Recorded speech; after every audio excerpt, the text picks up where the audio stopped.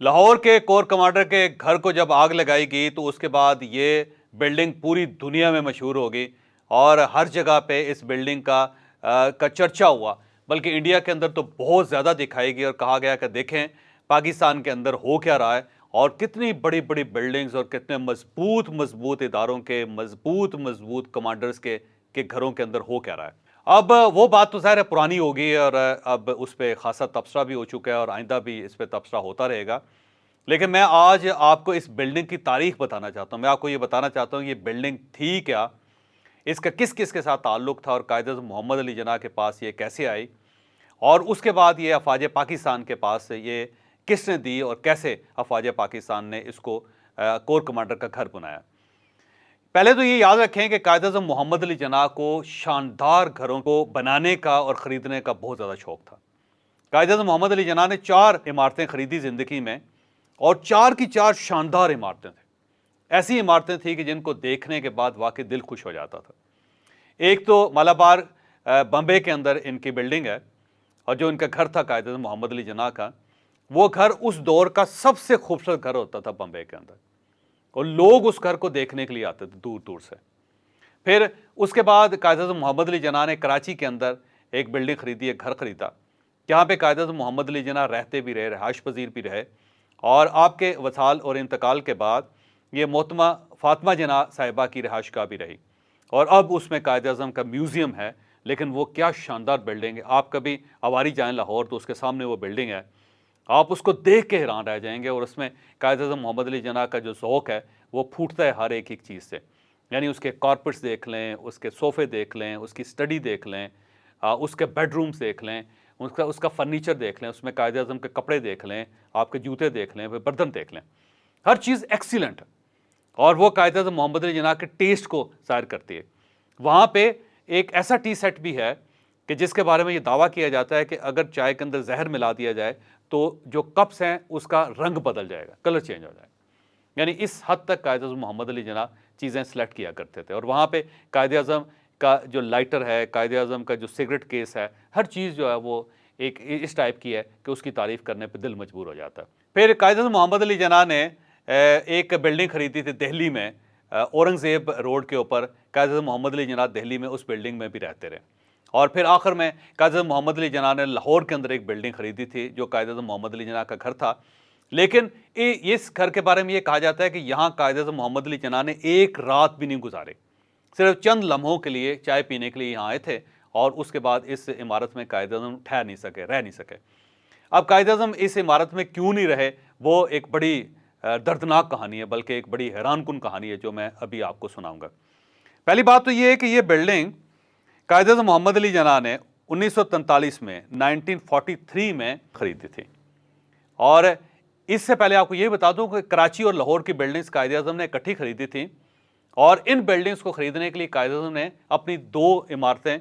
فروخت دی تھی۔ ایک بمبے میں ان کا بنگلہ ہوتا تھا، وہ بنگلہ انہوں نے بیچا تھا، دوسرا لندن کے اندر میفیئر ایک فلیٹ تھا، میفیئر کے علاقے میں ایک فلیٹ تھا جو قائد اعظم محمد علی جناح نے فروخت کیا تھا۔ ان دونوں سے جو کمائی جو آمدنی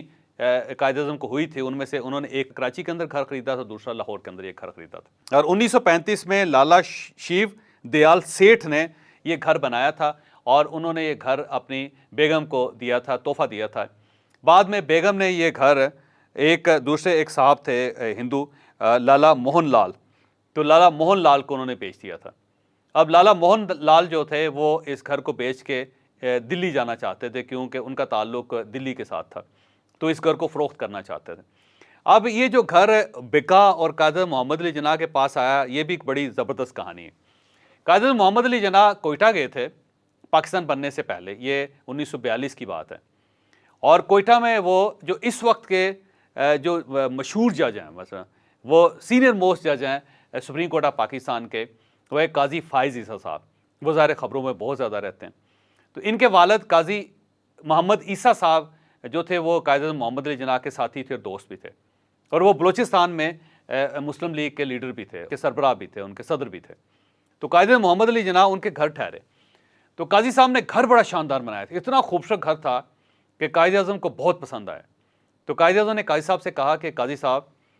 اگر آپ کو اس نوعیت کو کوئی گھر لاہور میں ملے تو آپ نے فوری طور پہ میرے لیے خرید لینا ہے، کیونکہ میں لاہور میں اپنا ایک گھر خریدنا چاہتا ہوں۔ تو قاضی صاحب نے کہا کہ میں تلاش کروں گا، لیکن وہاں پہ ایک میرے دوست ہیں، لالا ہیں، لالا موہن، اور ان کا گھر بک رہا ہے، اور وہ گھر بڑا شاندار ہے، اور میں یہ کہہ سکتا ہوں کہ لاہور میں اس سے اچھا خوبصورت گھر کوئی نہیں ہے۔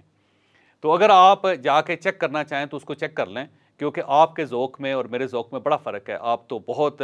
زیادہ ویل ٹریولڈ ہیں، آپ کا ویژن بڑا ہے، تو ہو سکتا ہے وہ گھر آپ کے سٹینڈرڈ کے مطابق نہ ہو، تو لیکن آپ جا کے ایک بار دیکھ لیں۔ تو قاضی صاحب نے کہا کہ نہیں، گھر کے معاملے میں قاضی صاحب جو آپ فیصلہ کریں گے وہ مجھے قبول ہوگا، کیونکہ اس معاملے میں آپ مجھ سے بہتر ہیں۔ تو بہرحال قاضی محمد عیسیٰ صاحب وہ لاہور گئے، پھر لالا موہن لال سے انہوں نے بات بھی کی، بات کرنے کے بعد پھر قاضی سے بات کی،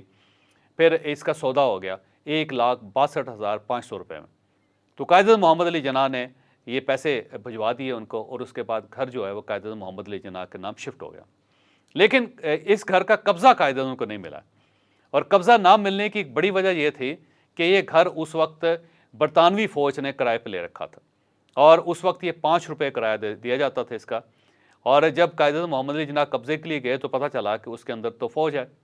اور ملٹری نے ایک لانگ ٹرم ایک ایگریمنٹ کر رکھا ہے لالا کے ساتھ، تو اب وہ گھر منتقل ہونے کے باوجود بھی قائد اعظم کو نہیں مل سکتا۔ جب قائد اعظم نے ایگریمنٹ دیکھا تو وہ ایگریمنٹ 1947 تک تھا، تو لیکن بہرحال قائد اعظم نے خط لکھا، اور جو اس وقت کور کمانڈر تھے یہاں پہ ظاہر گورے تھے، اور ان سے کہا کہ میرا گھر ہے، مجھے آپ اس گھر کا قبضہ دے دیں۔ تو اس پہ انہوں نے کہا کہ سر دست ہمارے پاس بیرکس نہیں ہے، ہمارے پاس رہائشیں نہیں ہیں، اور یہاں پہ ہم نے ایک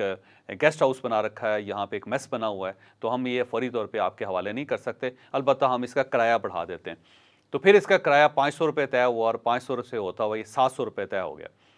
پھر اس کے بعد 1947 میں جب پاکستان بن گیا تو ظاہر ہے اس گھر کو کہا گیا کہ ٹھیک ہے جی ہم شفٹ کر دیتے ہیں قائد اعظم کے نام، اور برطانوی فوج نے قائد اعظم کو یہ گھر دینے کا اعلان کر دیا۔ پھر قائد اعظم محمد علی جناح نے اپنے کوئی ساتھی بھجوائے اس کو ٹیک اوور کرنے کے لیے۔ جب وہ ساتھی پہنچے تو پھر اس وقت پاکستان فوج ہو چکی تھی، اور پاکستان فوج نے پھر ریکویسٹ کی قائد اعظم سے اور ان ساتھیوں سے کہ ہمارے پاس واقعی رہائشوں کی کمی ہے، تو آپ مہربانی کر کے اس گھر کو ابھی سر دست ہمارے پاس رہنے دیں، ہم ایک نیا بندوبست کر کے یہ آپ کے حوالے کر دیں۔ تو قائد اعظم محمد علی جناح راضی ہو گئے۔ اس دوران قائد اعظم محمد علی جناح ایک بار لاہور آئے تو فلیٹیز میں رہے، فلیٹیز ہوٹل میں آج بھی قائد اعظم سے منسوب ایک کمرہ موجود ہے، کیونکہ قائد اعظم کے گھر اس وقت فوج کے زیر استعمال تھا، تو قائد اعظم اس گھر پہ رہ نہیں سکے، اس لیے وہ فلیٹیز میں رہے۔ لیکن قائد اعظم اپنے گھر گئے ضرور، وہاں پہ اس کی اسٹڈی روم میں بیٹھ کے انہوں نے چائے پی، اور جو اس وقت یہاں پہ فوجی جوان تھے ان کے ساتھ لان میں واک بھی کی، لیکن رات قیام قائد اعظم اپنے گھر میں نہیں کر سکے تھے۔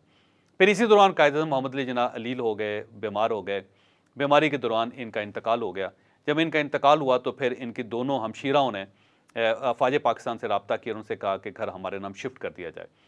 لیکن اس دوران شفٹنگ کے دوران ہی دونوں ہمشیرائیں جو ہے، ایک ہمشیرہ کا انتقال ہو گیا، اور دوسری فاطمہ جناح تھیں، اور فاطمہ جناح کے نام ابھی یہ گھر شفٹ نہیں ہوا تھا، تو اس سے پہلے ہی ایوب خان صاحب کا دور شروع ہو گیا تھا۔ پھر ایوب خان اور فاطمہ جناح کے درمیان اختلافات پیدا ہو گئے۔